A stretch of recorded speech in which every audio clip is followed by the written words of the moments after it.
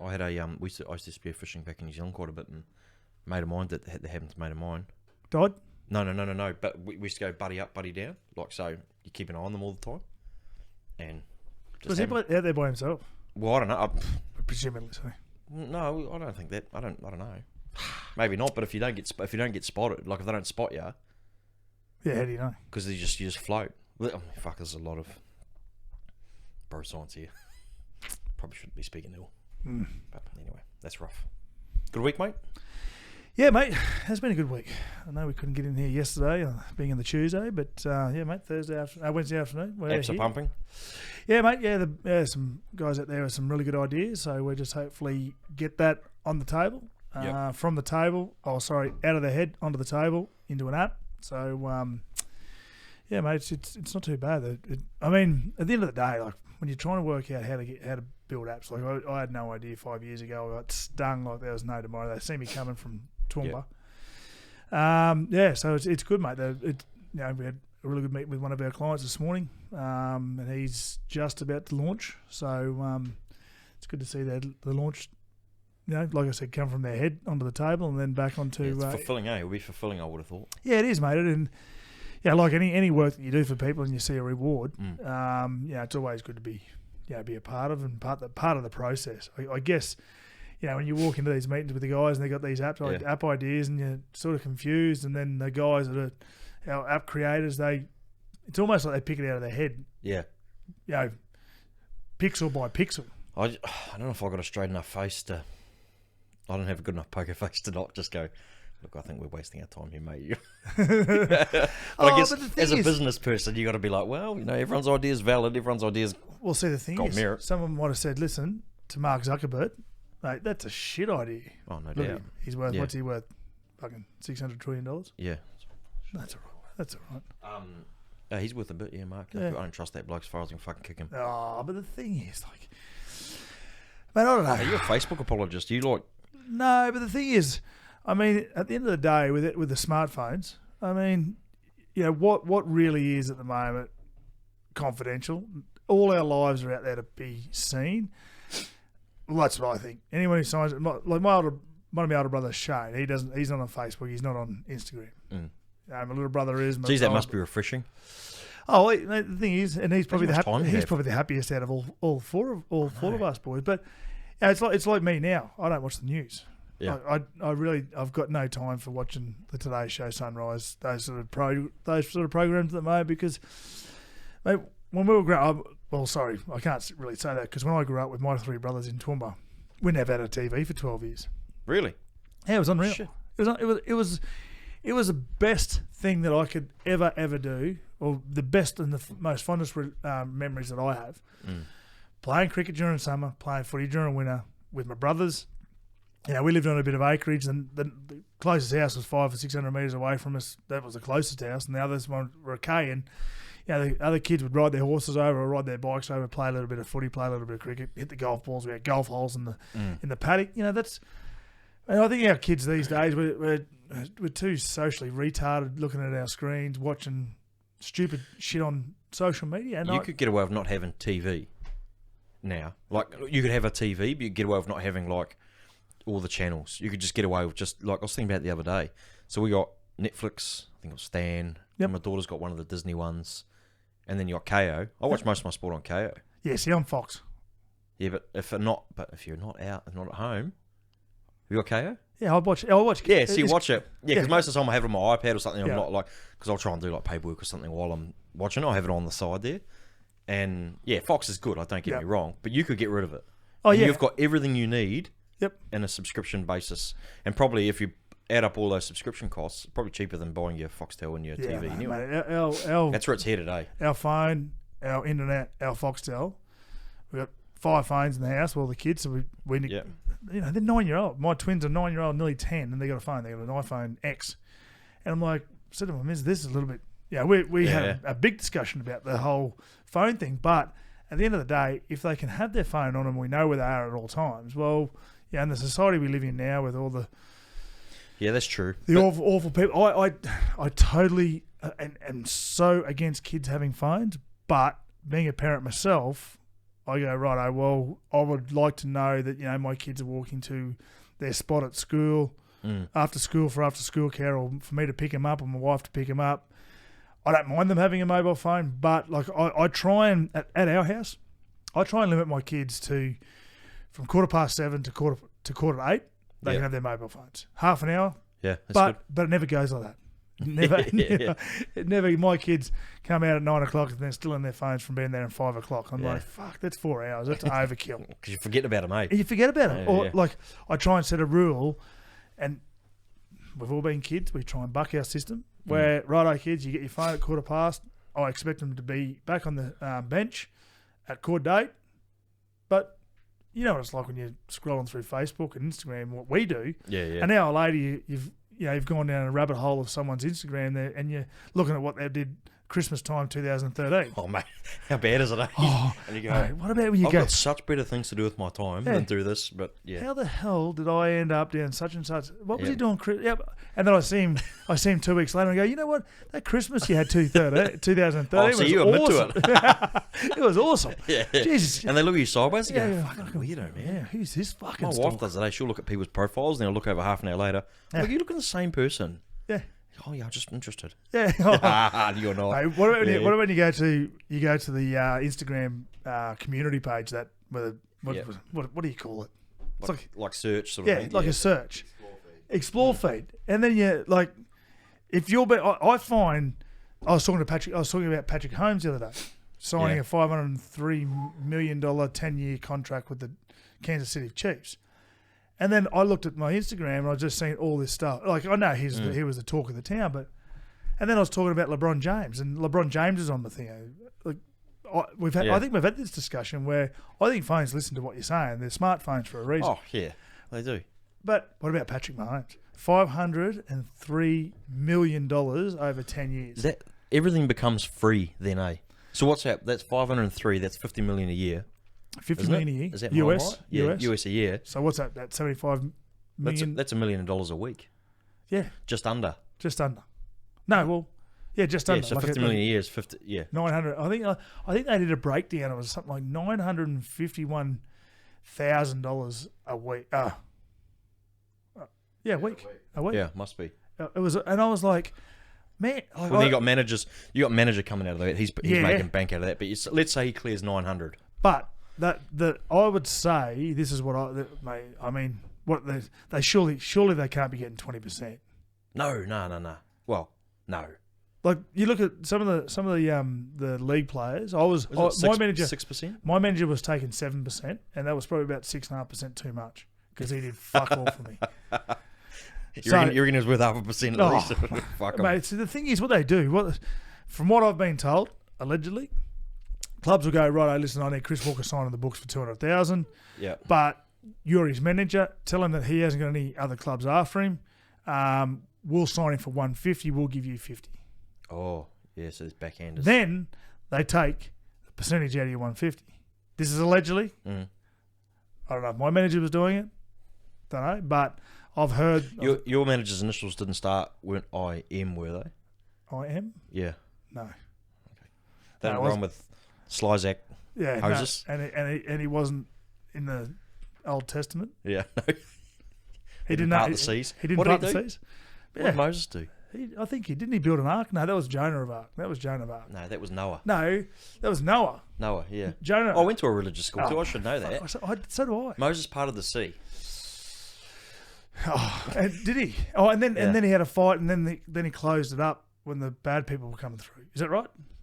Let's just run with that. Mate. Yeah, that's the gist of it, yeah. Yeah, I need to go back over the Bible. It's been a while. Actually, I might start reading it tonight, actually. Yeah, look at it. Think of it, I should. Yeah, I'll get you a copy. Yeah. Mate, actually, might have it on audiobook. I've got two copies, one signed by Jesus, actually. Who's that? Who considers himself Jesus? Oh. You Cam Smith the sign? Yeah, Jesus. Jesus. Kanye. Yeah, so he's because I heard the thing about our friend Seabold. I won't go back into him because you'll get hot on the collar. But he's signed by that Isaac Moses too, and they were saying that there's a lot of like all the intricacies. So lots of clubs have one. This Isaac Moses sort of running. Not, I shouldn't say his name all the time, but just a management or an agent. Well, the thing is, he's diddling the system. He had, I think, 13. He's got 13 of the Broncos plus the coach. Fuck. Now, there's been a lot of talk a lot of talk. The reason why the Broncos are going so bad is because he was so influential in that club. Because at the end of the day, like there's a management company down here that have got a lot of players at the Titans, plus the coach. Now, that's convenient, isn't it? But look at the teams that are running last, all down the bottom. They have large influential input from management groups. Roosters, they'll go after the player. They don't care who's the manager. Yeah, Melbourne Storm, they're another one. South Sydney are sort of like that as well. It's all the clubs that are controlled by certain management agencies, because at the end of the day, what is it, $10 million of salary cap?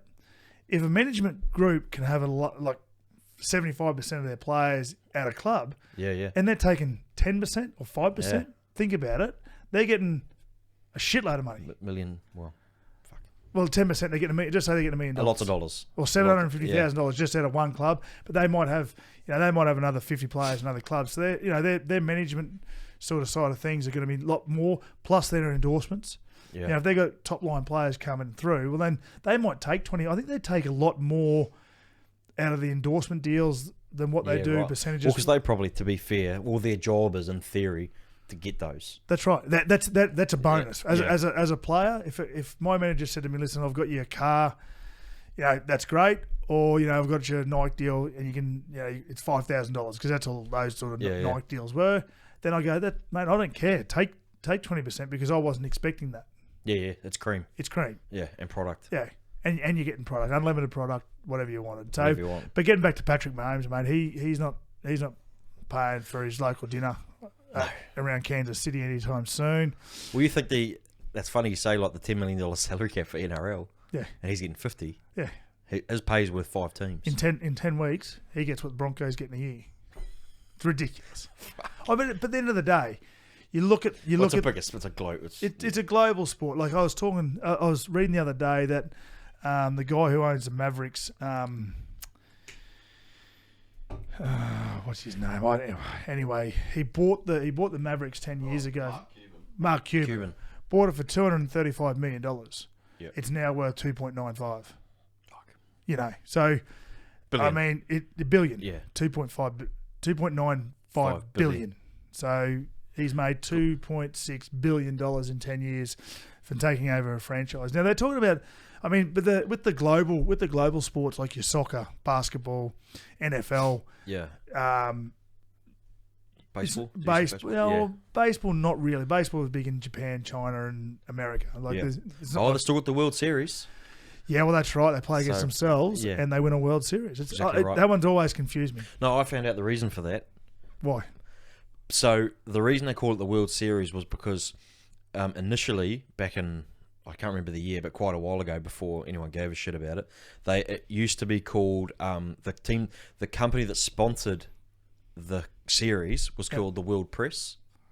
Or it was called the World Newspaper, right. or something like. There was something. I'm pretty sure it might have been a newspaper or an outlet of some caliber, and it's just been called the World Series. Rupert Murdoch probably had it. It might have been Rupert, back when he was. Yeah. Jesus was a boy. That's but right. they had. That's why it was called. Because I remember reading it. Oh, that makes sense. So it had nothing to do. It's with not because of the being... world. It's because of the sponsor. Like that's like you saying, it's always called the Winfield Cup to you. Well, it's not. Well, everything that's getting changed now. They're talking about They're talking about the Washington Redskins changing their names. They're talking about. Dixie Chicks changed their name. Did they? Yep, just the Chicks now. No way. Yep, they are. Well, just the Chicks. Why aren't they changing the World Series then? I don't know. Well, just sounds cooler. Probably different. Sounds cooler. Probably a different story for a different podcast. You're just confusing me now. You're asking questions that I don't have the Dixie Chicks all ahead of my sleeve. Yeah, we just started. Now we're talking about Dixie Chicks. We started from Patrick Mahomes. Do you like the Dixie Chicks? Good swords. Great. My wife plays as Dixie Chicks at home. Oh, really? Mm. My wife, I know every song, but I don't like them. So my wife, I reckon, if you could play a song between the 60s, 70s, and 80s, she could pick it before anyone gets it. Really? Yeah, it's like Shazam for the 80s. I could guarantee you she'd get it. She grew up on it with her mum and dad, and she knows like all that sort of stuff. Yeah. I guarantee you, if we could put her in here with someone who had a contest and you play the song, she'll pick the song before they can. Unbelievable. She's unbelievable. Michael Jackson. All that sort of nice. She'll pick a song it'll come on and play for 2 seconds, and she'll pick a song and it's from Yep. 1975 Bee Gees or whatever it is. I reckon it's got to do with what your parents listen to a lot of. Yeah, well, they're all the Bee Gees, and they're all all that sort of Van Morrison. Mate, you put a Simply Red song on You're on it. every. See, I'm more of a. My mum loves Simply Red. I just go from That's what week. she I go fucking does too. week by week. I Yeah. go top 10 this week. It's and then- impossible. It's impossible to keep up now. I know, but Like the amount of music. I sit here a cool song, and I've never heard of this guy before. as long as Eminem's still there, I love Eminem. Yeah. Oh, he's the best. Snoop Dogg. Actually, Snoop Dogg's new commercial with Menulog. Sweet, but I haven't seen that. Oh my god, I want to go out there and order something. As soon as he comes on, Yeah. I think it's for Menulog. Yeah, it is Menulog. As soon as he comes on, I'm like, Courtney, let's go get some from Menulog because he's the coolest. Well, he is the so coolest. it's probably paid for itself over and over again. Oh yeah. Well, see how who did Kim Kardashian do one with? Do what? One She, what? she did. Kid. No, was that the food place that she did with I don't know. the girl from Kath and Kim? Really? Yeah, they started playing their stuff now, so I think there's a bit of competition between. The return on investment must be high for them to, because you can imagine what Snoop Dogg or Kim Kardashian would charge for an ad. I think, what's the sister's name that's a billionaire? Kylie. Is it Kylie? Yeah. She- Kendall's the better looking one. Is she? Yeah. Kylie's worth $1 billion, but they reckon that's a fake report. Again, are we going to Jeez, believe you're it? up with your goss, aren't you? Are we going to believe what we believe on social media? No, I Well, don't. no, yeah, I don't. But I heard that because of her following, it's $1 million a post from her. Well, I knew the boys from High Smile, Yes. the teeth whitening guys. Beautiful young kids, Yeah. awesome kids. I met them about probably 4 years ago. They were just starting to go bang, and I think they paid her something like $250,000 to do a product call out. Mm. She fell in love with the product, and they just went from bang here to turning over $5 or $4 million a year to about $40 million just off the back of how she promoted the product. Oh, well, it would just, yeah. And then I think I don't know, boys. Maybe ring me and correct me if I'm wrong, but yeah, $1 million to Conor McGregor before he fought Floyd Mayweather. Yeah, that makes sense, Yeah. yeah. You got to have that money to... Yeah, but they're good kids. Mate, it was It's pretty cool, though. That's what they're doing. Man, it was so cool. I think it was about 2 or 3 years ago. I was following on Instagram, and they bought themselves a brand new $250,000 AMG Merc. So I was like, how? And they were like 21. I was like, yes. That's awesome. I That's think I rad. heard an interview with them on Mark Boris's show, Oh yeah. and they were like savvy, real savvy. Oh, yeah. They were like, they knew what was happening. I think they're cousins. Yeah.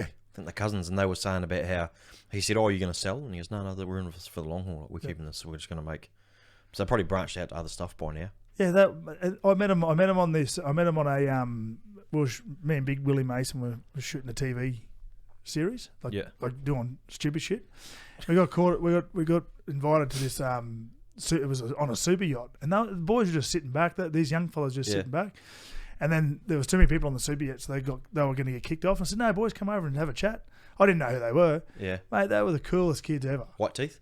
Oh, beautiful teeth. Yeah. They were mesmerising. The teeth. Actually didn't hear. Trance-like, I would think. I didn't even hear what they were saying. I was just looking at their teeth. Like a halo from the mouth. Oh, You'd have to though. If you're going to be if you're going to be high smile, you better keep those things pearly white. I know, but they were rad kids, man. They were good. I loved them. They were really, really cool kids. I read a thing as well, like me, about that Kendall. Is it? Oh fuck, Kylie or Kendall? What's the one that had lots of face surgery? Lots of them. Well, I think they all have. Chloe, one of them, and it was like a before and after, and it just said like, what this proves is that you're not ugly, you're just broke. Have you like, seen my that's so face? true. Fuck, I look like I've been beaten. I'm a beaten favourite in my head. Yeah, I've got a head an only a mother could love. If you had to tackle big Islanders or big Samoans, No, I never tackled anything. Oh, didn't you? Just what? Did you let them go past and jump on the? Yeah. I remember. Funny story. I was playing for the Broncos. We played the Warriors at Mount Smart Stadium. Well, was that daunting? It was. Sorry to get you off track. No, it was fun. It was fun because you knew, right, okay, if you're going into a tackle and you're going in half-hearted, there's a good chance you can be laying on your back. So you got to commit. You got to commit. So we played at Mount Smart Stadium. It is now, even to this day, it was officially the coldest rugby league game I've ever played in my life. I think it was about -5 degrees. It was Mount Smart? At Mount Smart on a Sunday afternoon. And I remember we got on the bus from the hotel. Yeah. It was reasonably warm in the hotel. Got on the bus, got a bit cold. By the time we got to the ground, it was about a 45-minute trip. And we got out, and it was all but snowing. Like it was And you cold. wanted to be anywhere but there. And I looked over, and I'm sitting there, and I'm marking Manu Vadavai, and I'm like, just fucking don't get the ball. Just please don't get the ball. Anyway, first half, I think I made about half a tackle. I sort of half dived in and pretended like I was interested. Mate, Ali Lauatiti made a break. He's got to be one of the best players. Unbelievable. Remember the way he used to hold the ball? Yeah, Like, he offload king, eh? He held the ball like he had a ping pong. Yeah. Like it was like his hands were that big. And I remember he made a break. So me being on the wing centre, I've thought, right, Lockie's not going to have any chance of tackling him. So I ran after him, caught him pretty quick, and instead of me tackling his legs, I jumped onto his back. And Ali Lauatiti, he dead set thought it was Dora the Explorer with her backpack on. He just kept on running. I'm holding on to his, I'm holding on to his neck, and he had the ball in his right hand. And I think it was, I think it might have been Clinton Torpy, sort of come behind him, and he's running straight to Lockie with me on his back for about 10, 15 metres. This is no shit. And he's got the ball in his hand, and he's gone, and Clinton Torpy's come behind him that side, from this side, from his right side, around to his left. Yeah. And instead of passing the ball to him like that, he's flicked the ball around me. Oh. Like, it went, I saw him, it went like that. It felt like it was in slow-mo and just went around me, around my back, flicked it up, and I looked over, and Clinton Torpy's caught it here. Boom, try. I was like, nah. That's it. I'm done. I think I had one run for the game. It was freezing. Worst stats ever. To this day, the Broncos' worst stats. But mate, Ali Lauatiti playing over there, and that's saying something. Oh yeah, especially at the moment. Mate, I would have done a hammy then. Well, I've got to go, guys. Yeah, I think at half time I did get strapped up, and it wasn't because I was sore. It was just because I was cold. Yeah, well, you got to remember though. What you got to remember on days like that is they're from the Pacific Islands, so they're just as cold as you, if not colder. Yeah, I know. They're not interested in being there either. Yeah, but they're about 30, 40 kilos. 30 or 40 kilos. I used to love Ali Lauatiti. He was unreal. He was awesome. Yeah. He'd be a nice bloke too, you would think. Like and that's the thing. They all were like all the boys and all the Islander boys. And there weren't too many. There's probably 1% of the footy players were dickheads, and you didn't want to Yeah. But 99.9% of the players, or 99% of the players, they're all knock around blokes. They're like, love having a beer, go in the pub, talking stories, and talking shit, and a lot of them, I mean, some players sort of it went to the head, including myself. That you're playing footy and thought that you're better than someone else, but when you're coming through grade, you got Alfie Langer and Kevin Walters and Steve Renouf all to pull you back in line, and obviously my brothers also too, but. Yeah, there's always going to be a couple of arrogant little pricks out there. Did you play with Alfie? Yeah. I remember. I don't remember. I heard on the weekend on one of the sports shows. Listened to it in the car, and they had Wendell Saylor on, and he said that he used to get tuned up by him. Like Alfie would just say, "Get him off the field." Yeah, he's not playing good. Get him off. And like he couldn't tell us the same. Mate, I just put my head down and just hope it wasn't pointing at me. And then he did a cross kick. Dale was saying he did a cross kick to the corner, and he dropped it. Yep. And he said, just yelled out to him, if you don't fucking catch it, you can leave.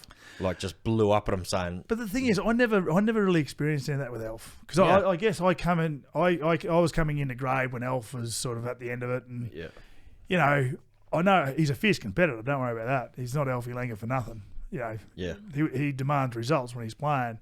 But I never really got any of that. Like, he was really good mates with my two older brothers. Obviously, between them, they love to punt, love to drink. And is he a waste out there on the field out there, or is he like a third coach? You reckon? He's the blue shirt, and he's just like, oh yeah, he's the third coach, but he's not doing a good job at the moment. Well, hey, I heard also another report I was going to ask you about too. You know how they had the tears at the end of the game? Yeah. Like Alex Glenn, understandably, probably pretty upset, and same with Brady Croft. Yep.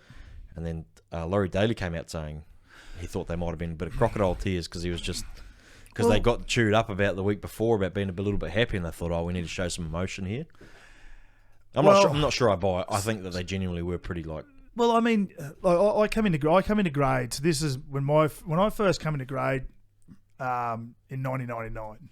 Broncos went on a losing streak where we lost 9 of the first 10 games, and we had 1 draw. So we were sitting on 1 point after 10 games. Everyone sort of said, right, Broncos are done, blah, blah, blah. Now, that was my first 10 games in Broncos colours. I'd spent my whole life, thinking to myself, I'm going to play for the Brisbane Broncos. This is my goal. This is my lifelong goal. I've got to do it, and it's going to be easy. Now, not once did I think to myself, at that age, I didn't listen to the outside noise, which was the media. I couldn't care less. I could have lost 20 games. I could have cared, but I wasn't. I never ever let the 9 games or 10 games get to me. Now, I think the reason why those boys did that, they copped a shitload of flack the week before. They got beaten against the Gold Coast Titans, who is the little brother. There was. I don't have a problem with players who acknowledge other players and other teams because they've been mates with them, and I've done it myself. I've played against a lot of mates in the opposition team, and if they've lost and I've won, we've come and had a laugh and we've come and have a joke because at the end of the day, we're playing a sport. Let's be serious. We're not out there fucking doing brain surgery or creating a cure for cancer. It's a game of football. Now, some players might lose their shit and cry. Some players might have a bit of a laugh. Righto, I'll have a laugh out here with the guys, but you know what? I'm hurting. Every single player in a rugby league team or sporting organisation, whether it's professional or right down to third grade or Z grade, they still hurt over a loss. There's a lot of people that hurt. It's never enjoyable. It's never enjoyable losing. Now, I saw the reports of, like everyone did, they copped it. How do you respond after a loss? If it's another loss, put the tears out there for everyone to see. Now, Laurie Daly, one of the greatest players to ever play the game, he's got every right to ask that question. I don't agree with it because you know what, the boys probably were hurting. They would have been hurting. Everyone hurts after a game. Do you know, I'm a textbook fan of league because I believe what the commentators say. Like I see it from the outside looking in, like we spoke about last week about that controversial view on the changing room thing. But I look at it like, oh, that's a nice thing. But I don't think about it from that point of view. Like, I 100% think like a fan. So when I saw them crying, I was like, man, they must. But then when you hear a skeptical version, like your skeptical version of last week, and then Laurie Daly saying that, then I'm like, oh, I didn't even think about that. Well, this was my thing on it. If you're going to cry, but don't do it where there's 5 cameras in the grandstand, 4 cameras at each end, plus you got the roving cameras on the sideline. So what, 15 cameras? You're not missing anything. Plus, go have that. If I saw Alex Glenn out there, and he's a captain, and he would have been hurting, but don't stand out in the middle of the field and cry with Adam Blair. Like, take the loss. Go to a press conference after the game. Don't stand out there and cry. This is just me. This is only me. Now, this is not having a go at Brodie Croft and Alex Glenn because they're entitled to stand out there and cry and whatnot. But if you're going to cry, just go in the sheds or wait till you get on the bus or go, hold a press conference, which Alex did. I thought that was, that's a fair, stand of a character. He's going out there. Obviously, wants people to know that he's hurting. Apologising to fans, sponsors, the clubs, the people who've donned the jersey before him. I don't agree with standing out there crying with mates and whatnot. Jody Croft stood in the sideline and cried. He could have went into the sheds, but again, like I said last week, in the sheds there's another 15 cameras in the sheds. But take it to the bus. Or you can't fucking win, can you? You can't win, but it was. Well, that's what they're there for, though. They're there so that they can see that stuff and I don't know.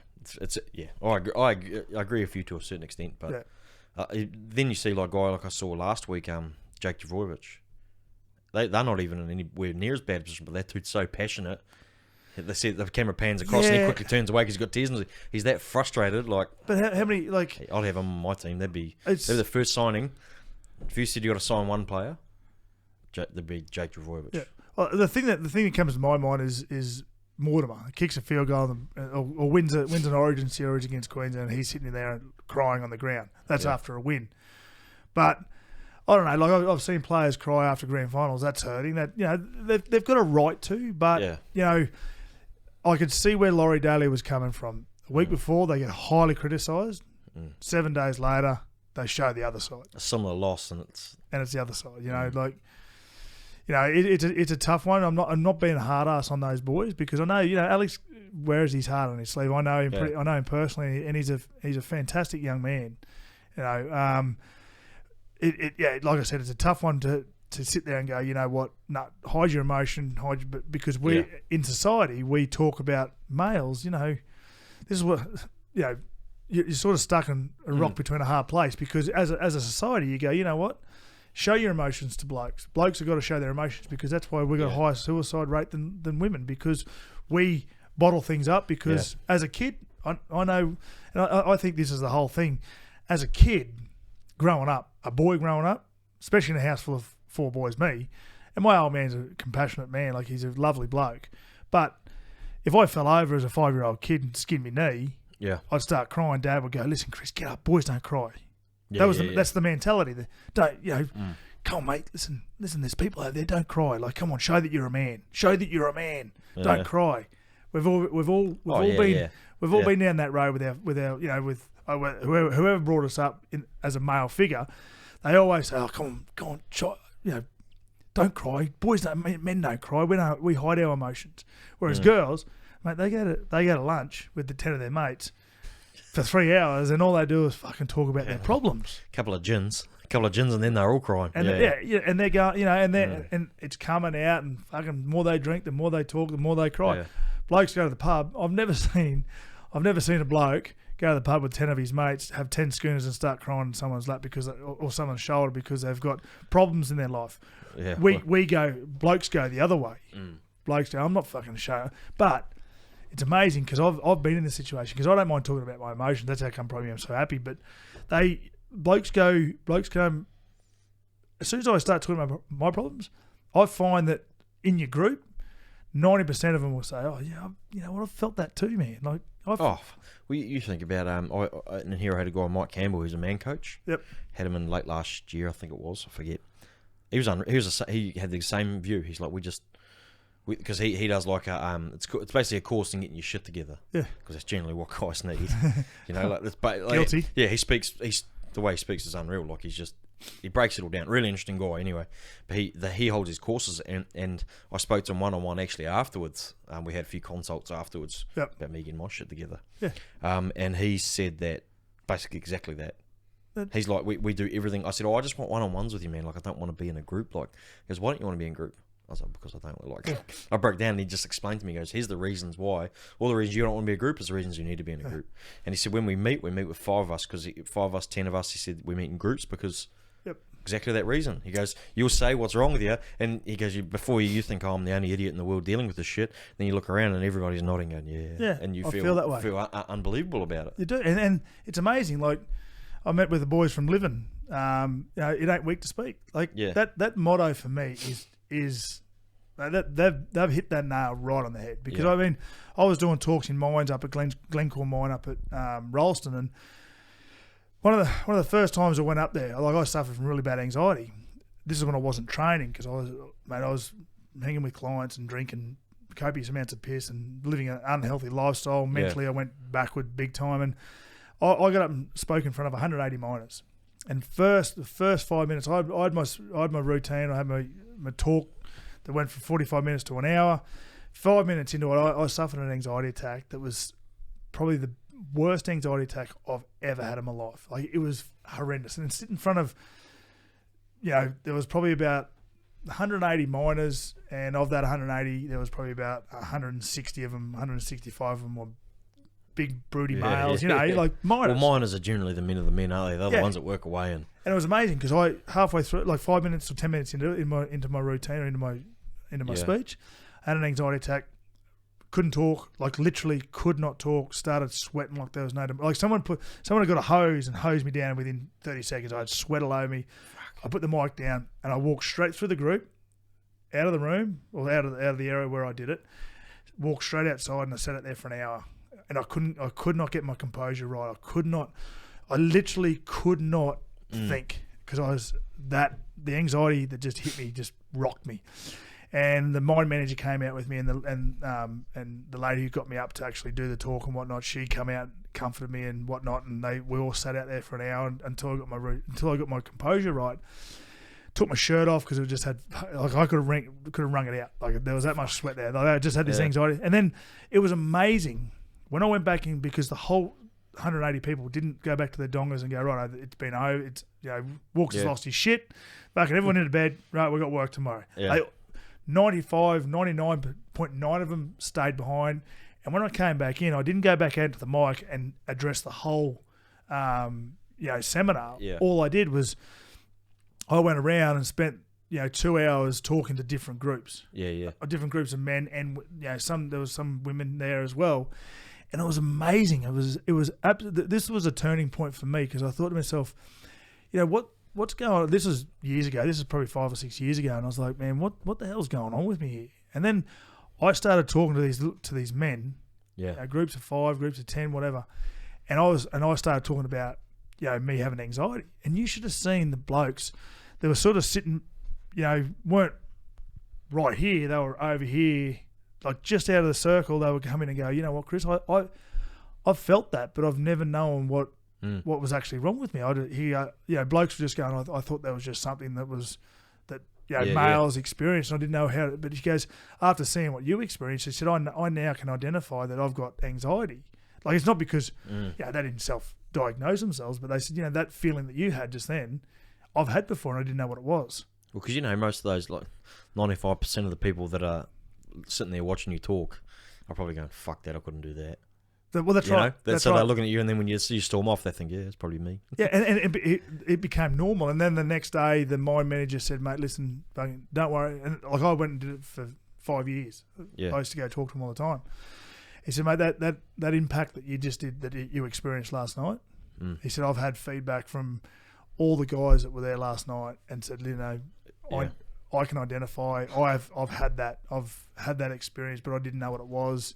Now I do know. Now I can identify it. Now that what happened last night is actually going to help me." And it was pretty cool. Like, I was like, "Fuck." I took a negative, because I thought it was a negative. They're going to banish me from not coming back up here ever again, all that sort of stuff. To we'll get you up here on a regular basis to talk to these people. Well, that's probably the probably one of the best things you could do. Oh yeah. How many bags did you have the night before?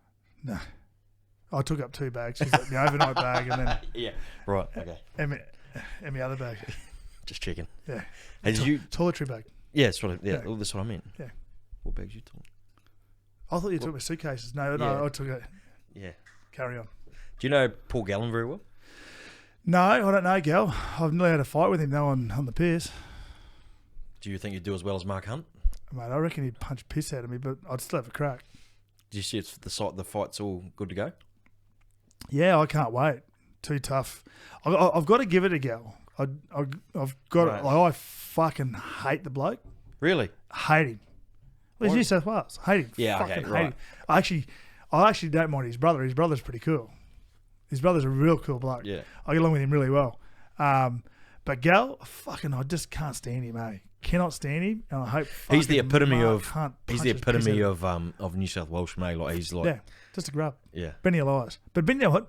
I was doing some ambassador stuff for Pinot Cruises last year, and they flew me up to Namibia, and I did a 10-day cruise, an Origin cruise, and Benny, I was the Queensland. Fuck, it sounds rough. But I was there with my missus, and she kept me in check. Okay. I was there as the Queensland ex-player, and Benny was the New South Wales ex-player.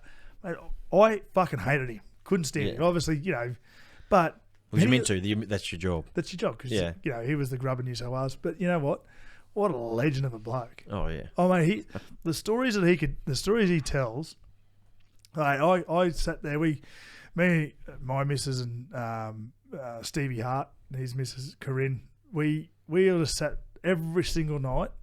We'd go get dinner together, we'd go to the bar together, and we'd just listen to Benny, and Benny would convert stories together. Yeah.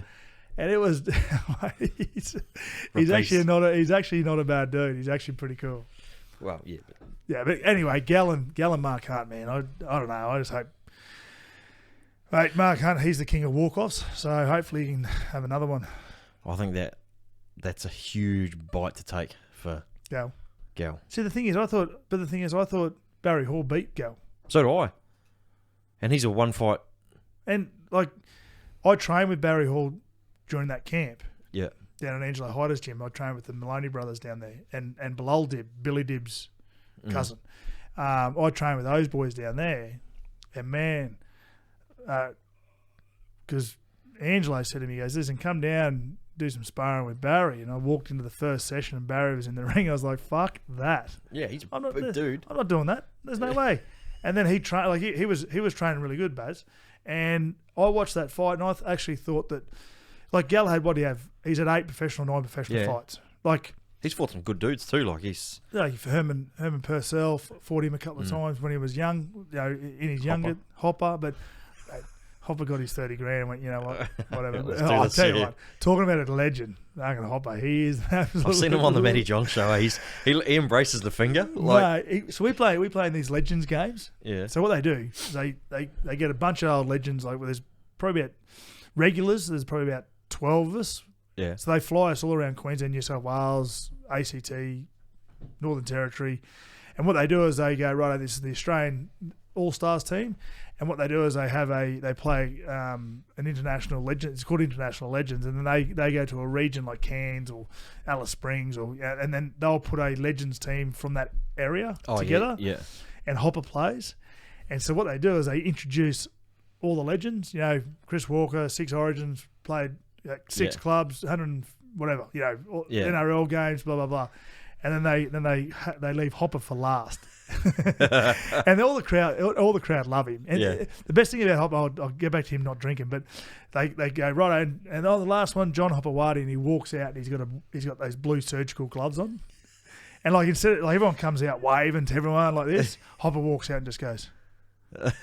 And then comes past us. Like what we do is we high five each other on the way through all our players, and then Hopper just walks past and he goes high five, and just uses his finger.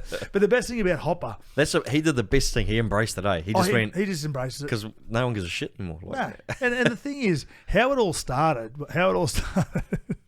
is one night in the person. No. It was something they identified it in a team video session. Yeah, Bozo might have been coach, or someone might have been coach, and said, "Hopper, what do you do? What's like?" It was all how it all started. It was all accidental. What happened here? And they showed finger gun, and then it just become see who you can get this week and see who you can get. Mate, when he got Paul Bowman, so it was a joke. It was a joke, mate. When he got Paul. Mate, when Hopper got Paul Bowman, mate, and Paul Bowman just like his ass could not have clenched any harder when his finger went in. This was meant to do. But you know what? How funny was it? Hopper's laying on the ground, and you could just see him. Just so good. He just reaches up and straight the dirt box, mate. It was hilarious. And the best thing about Hopper, that's good. I thought it was like a real thing where he's like this funny tactic he was going to do, but it was a piss take between all the boys. But the best thing about Hopper is, Hopper hasn't been. I think it's like something ridiculous, like 13 years he hasn't been drunk. Oh wow, yeah. So he just doesn't drink at all. Doesn't drink at all. And he's got a big family, doesn't he? He got like 12 kids, 13 kids. It's ridiculous. And the thing is, that's greedy. The best thing about Hopper is when you go away on these international rugby league tours. Yeah. He when he goes out, like you go out and all the boys get on the piss. It's more of a weekend on the piss for the boys, for the old boys to catch up, and then we play footy. And it's not serious. It's it's just a fun trip away. It's a fun trip away, and all the sponsors get on board and they love it as well because they get all the guys from the region. Anyway, so Hopper, when you go out, there was one time we went out in, I think it might have been Rockhampton, and there was this big Islander following there, and he started this guy started on a couple of our players, like when we're out on the drink, and started just like taking drinks off our table and drinking them. And Hopper, when he goes out, he's like I call him the big Papa Bear because he sits like where we sit here, and he sort of just sits like maybe 5 meters away, sometimes 10 meters, and he just enjoys his own company. He'll be going through his like social media and whatnot, and then like you just see him, and then like you watch him. I watch him all the time, and then he'll just sit there, and then like he'll just look up, and he'll look around like we might be at a pub or a club or somewhere, and you can just see him. He just looks up and he goes, "Yeah, right, everyone's right, everyone's fine. Like there's no one." Just like a little bodyguard in the background. He's like big bodyguard. He's like the big Papa Bear, and he's checking on his kids, on his cubs. But you should see it. And then there was this one lad. He was a big lad too, big lad. And the guy come over and started to get a bit rowdy, and Hopper walked over and sort of just give him the hard pinch. Yeah. Said, listen, mate, pull your head in. This bloke just sort of half looks around, and Hopper just gives him a little tap in the gut.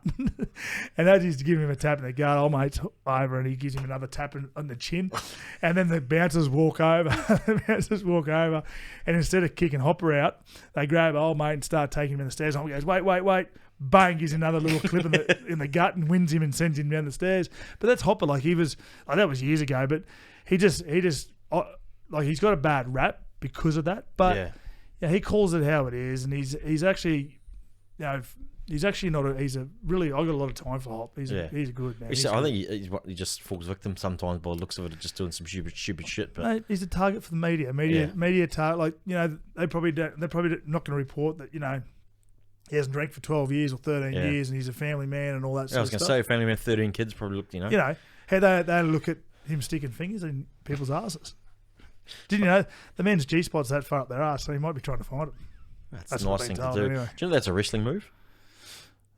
A Greco-Roman wrestling move. What? The oil check.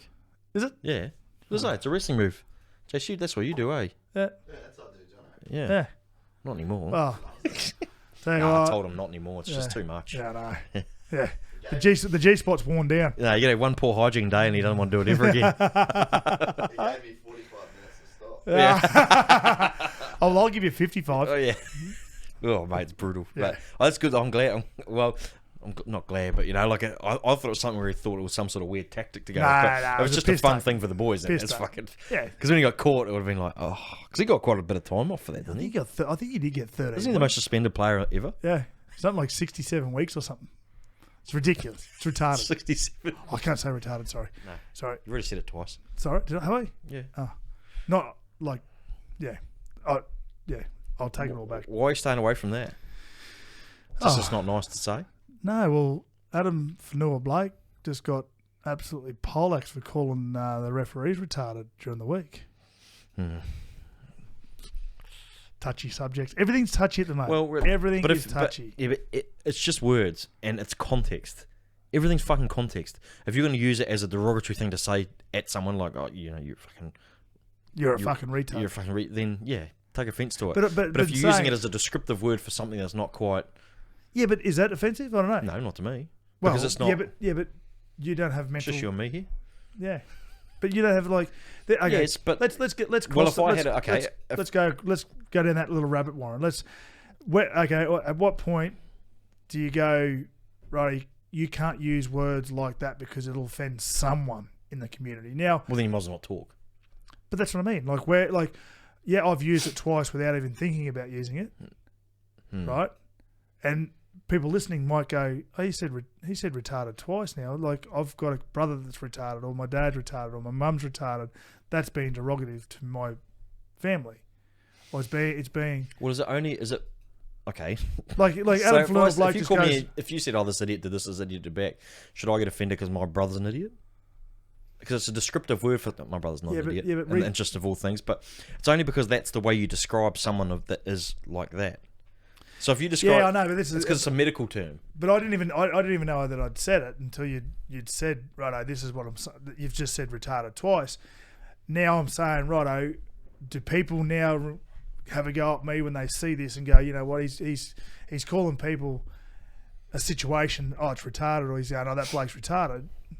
I guess if I think from the outside looking in, if I had say a child, that was, but that's not even a word that. It is, because all the reports this week, like Adam Fanua-Blake, I think he's got 2 weeks suspension because he called a referee a bunch of retards. And then Benny I can come out and say, well, yeah, that's right, because the people who have got a disability that people call retards, they go to school the next day and they're getting bullied because they see Adam Fanua-Blake calling the referee a retard, and then people go, I'm at school with a bunch of retards. I can see the whole point, but when does everyone stop getting so offended? Now, I'm not saying that's never going better. People that have retarded tendencies are going to have a go at me, and I don't look at anyone with. I know it's a whole. We could go on this. Say something, and I'm so glad I pulled the pin on that. But that's what I mean. Like, we can go through. I have nothing against people who have got disabilities. I actually, Well, no, I mean, yeah, naturally. But it's... Yeah. it's tough, eh? Are we smart enough for this Tough. conversation? But it's tough. Because I don't take offence to it at all. Like, I don't even think about it because I know you're not there. I know what you're saying Yeah. is not a slight on a person that I know is you don't, but suffering like everyone, that. but there are people are offended, and it's weird, Okay, man. This okay, whole life that we live in right now, this world we live in right now. Like, I put up a post on my Instagram the other day, or it might have been my Facebook. It said something like, what did it say? Spank of the week. It was an old rugby league article, and it had a girl like on all fours, and it said spank of the week, and it was In just a rugby league? yeah, but this was 40 years ago. Now, but like I wrote, what if this was to happen in today's society? You imagine the uproar. You imagine the certain different groups that would come out and just absolutely crucify rugby league week for posting it, or Yeah. but that was a segment every week. It was like the cheer girls in the big league. Like that, I think they've now taken them out because it's sort of like a Well, big league's not around anymore anyway, is it? Oh well, no, well, yeah, well, big league. You get big league at I know, yeah, you get big league at the games. Oh, do you? Yeah. And they used to have cheerleaders and that, and give them a mate, profile and all that sort of stuff. Now, I think they've now taken that out. Like, So we're just fucking you're through a also little setting yourself minefield. up. You're setting yourself, well, not setting yourself up, but you're going to be in the... If you're a professional driver, if you drive for a living, there's more chance of you getting a speeding fine. Yep. Or doing a traffic infringement. You're speaking, you're coming here once a week, you're speaking on social media, you're doing stuff. You're in a far more vulnerable position to say something stupid that someone's going to get annoyed about. But the thing is, I don't. For me, it's water off a duck's back. If someone's going to get angry at me, I don't give a fuck. Couldn't care less. Well, so then you've got to try and... What I'm trying to say is that you're more susceptible to someone having an issue with it. So if you're going to temper what you say or temper how you say it... Yeah, but I mean, if it's something ridiculous, mate, you're the one with the problem. Yeah. Yeah, old mate's the one with the problem that's blowing up at me. So I know I generally don't give a shit what anyone thinks of me. Anyway. Everything that I don't like or like the hairs on my back go up. Is that the right thing? Back on my neck. Yeah. Hairy back. Yeah, on your ass crack. Yeah. Yeah. Is when people's intent is wrong. So like I don't give a shit about words. Yep. If you use any word, I'm like whatever, because I know what your intent is. Yep. If your intent becomes derogatory or your intent becomes like you're really intending to say that shitty word, then I'm like, well, I'm not offended. I'll just be pissed off. I'll be like, well, you're a cockhead. Well, it's like it's like with all the Black Lives Matter stuff. Like a lot of my friends are coloured, are black fellas, right? Yeah. And I was talking to someone about this the other day, and I said, well, you know, someone called me a white fella. Like, fuck off, you white. Yeah. Yeah. You know, and I go, fuck off, yeah, whatever, you know. Yeah. But it's, you know, we're saying it as a friend, and it's both very racist. It's casual racism. Like I said to him, you know, now, and he was of colour. I said, mate, we can't now do this. So, Yeah. You know, this is no longer acceptable because, you know, what was okay. Well, we thought was okay to say to each other. We can now not say because I know what my kids thinking. Oh, you know, Dad's got this friend and he's friends with this person, and they say this to each other because they think that's all right. Now what I'm basically trying to get to is the world that we're living in at the moment. We cannot say anything. Like it was like Aaron Molan saying something about how to pronounce the Polynesians boys' names. Now, I didn't buy into it, and I'm not going to buy into it because the poly boys have got the right to blow it. Because if someone called me Chris Wanker, I'll go, well, hang on, that's not how you say my last name. I know I used to get that a lot, but that's not how you pronounce it. You know what I mean? Yeah. And you know, there are, and then I can see Aaron's point. There are hard names to say because I do commentary as well, and I don't want to offend someone by getting their name wrong, because even though it wouldn't offend someone, it wouldn't offend me. But these guys have probably had it all their life living in Australia or doing sport in a, you know. I think there's a difference on that though. Like if you've got an island name, like if a commentator, if I had an island like a long name, I would much prefer the commentator had a go. Yeah, they'd make fun of it. Then make fun of it. Yeah. Because making fun of it that's basically being so ignorant that you don't want to have a go. Yeah. And so, like if you go to a different country, right? Yeah, so, yeah. Well, so see, that's the thing. I can get. Like I go to get. France. We're speaking about you going to France. You're like so many people, Yeah. they speak English over there, but at least if you're having a go and trying to speak French in the They store, accept it. they love it. They're like, oh, thank you so much. So if you were just going to make fun, like if you went in there and said pepe le pew bebe and just said some bullshit, they'd be offended. But if you tried and they could hear that you were trying, then 100%. Like same as someone came here, like Yeah, I accept that. I deal with get a lot that. of Chinese in my job, and they try, and I'm all good with that. But it's when they ring someone else and I have to get on the phone with someone else, I'm like, well, just try. Like, and I know you're not confident. So when it goes to the Erin Mola thing, she was just blatant disregard for the fact that that's a hard thing to say. But I almost would guarantee if you spoke to any of them, they just wish you just had a go. Yeah, like I couldn't say. Is it Tino Masafulula? Is he plays for Melbourne? He's just signed with the Titans. Oh, I know what you mean. Yeah. Tino. Yeah. And when I commentated, I didn't want to say his name wrong, so I'd call him Tino. Or if I knew a couple of boys in the teams, I didn't know that. Like I didn't know. I'd say give us your nickname because I'm not going to get your name right. Like I hope you don't mind. Yeah. You know, that's. And you're also saying it in a rush most of the time too. So and you've got to try and get it out as quick as you can with what you see. And then if you get it wrong, you're like, God, fuck it. Yeah. Geez, I hope he doesn't like get if offended.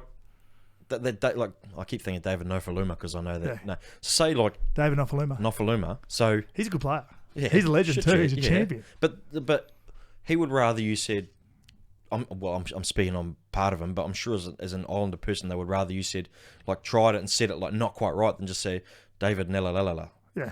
You know, because that's bullshit. You're just not even trying. Yeah. And you're just almost making a derogatory term towards it. Then you actually trying to say and getting it slightly wrong. Yeah. You're like, mate, I'm trying my best, I'm in a rush. And the thing at the end of the day, like, I'm guessing if you said her name wrong, you're not just having to go at her, you're having to go at all her ancestors and all that sort of stuff. So, a lot of stigma attached to your name, especially in the Islander community. Oh, yeah. Because that means sacred. your village. That means right. your province, all that sort of stuff. Yeah, anyway. Deep today. Jeez. I know. How many people do you think we've offended? Hopefully none. Hopefully people just go, yep, these guys just having a chat. No, on point. Yeah. But I see what you're saying about it's a big thing for me is intent. Yeah. Intent is everything. Like if what you're saying is not intended to be in a bad way, you're just using it as a descriptive word. Yeah. Well but there's always going to be someone offended by every single thing you do. Yeah, so even anyway. And I feel sorry this is for another conversation, but yeah, we don't have enough time. And I don't have enough support or people that can give me a definitive answer of what everything that you say is sort of everyone's going to get offended by something. Oh, everything. People are recreationally offended. They'll find anything to. That's right. Imagine, I don't get offended much. Like I can sort of keep it very vanilla. Because you got shit to do. You got better shit to do with your time than get offended. Yeah. I call my Mrs. Switzerland. She's on the feet. She just Mate, she's Switzerland. What a shit army is Switzerland, mate. She just sits there and she just.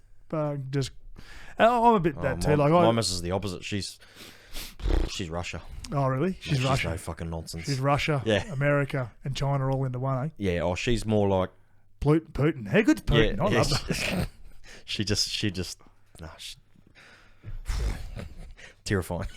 She's scary. She's just one that you don't want to fuck with because you know she's gonna go all out. She'll smile while everyone's there. And take everything. Grit in the tooth. Right. She's the opposite of Switzerland. Yeah, right. Yeah, exactly. Now Putin, that's a whole other can. That is. Let's not get to Putin. He pinched that guy's you might know, Jay. So what's that guy's ring he pinched? Oh, yeah, I heard that story the other day. It was a he was there with Super Bowl ring. Yeah, was it the who was it? New England Patriots owner? Kraft. I think it was Kraft. Robert Kraft. Yeah, so he went to. Yeah, Obama took 5 representatives. One was Kraft. I heard this the other day. There was another one. There was 4 others. I heard it years ago. I remember it. I might be getting it wrong, but it's worth a good story. Yeah. And he went in and he said, "Oh, I understand you've won a few Super Bowls. Did you get a ring?" And Kraft goes, "Yeah, this is my Super Bowl ring." He goes, "Can I have a look?" Yeah, he goes, "It's very special to me because this was the 3rd one we won, and it was." Yeah. And he goes, "Oh, give me a look." And he took it off his ring, had a look at it, and he goes, "Yeah, I like it," and put it in his pocket and walked away.